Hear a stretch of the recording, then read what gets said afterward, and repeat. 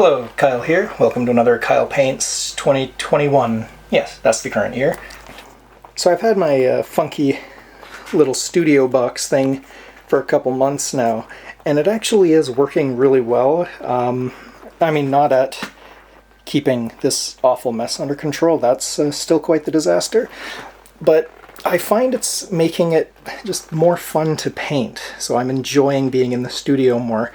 And it really helps having all of my tools together and visible in one place where I don't have to open anything or move around anything or reach anywhere. It's just there. The problems I'm having, I tend to use a lot of these big 1 gallon buckets in my work. And I usually have 4 on the go at once. And it doesn't quite fit in this layered system I have.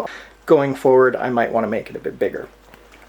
I'm also finding I'm not actually using this space under here to store my little baggies of pre-mixed paint to squeeze apply. I'm still just dropping it on the floor in front of me.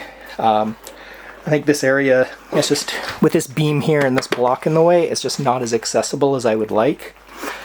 I think the solution will be to build a second box that maybe lives in front of my easel. Maybe have it 2 shelves where I can just drop the bags on top and then have the big 1 gallon buckets underneath. So it's better, but I'm not there yet. Another problem I'm running into is there's kind of a ridiculous quantity of brushes and tools, ridiculous quantity of paint, so many jars. So what happened several years ago, I wasn't very financially stable.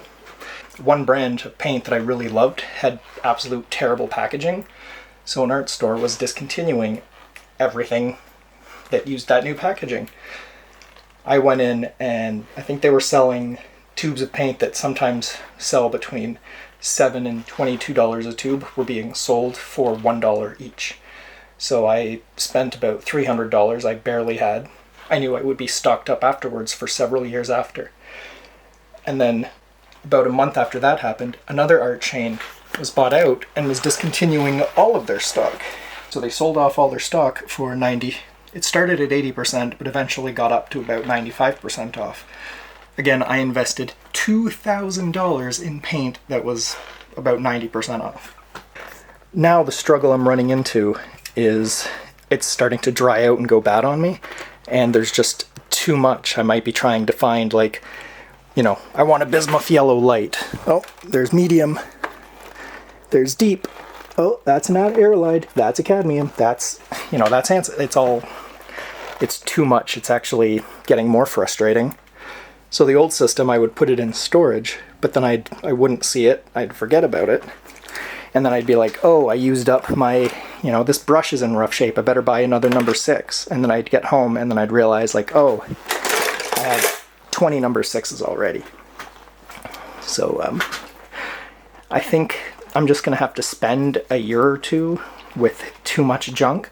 Now that I see it all right in front of me, I'm not going to be repeating the same problem of repurchasing stuff I don't need over and over again. So I think that'll be 2 problems down. But yeah, the space is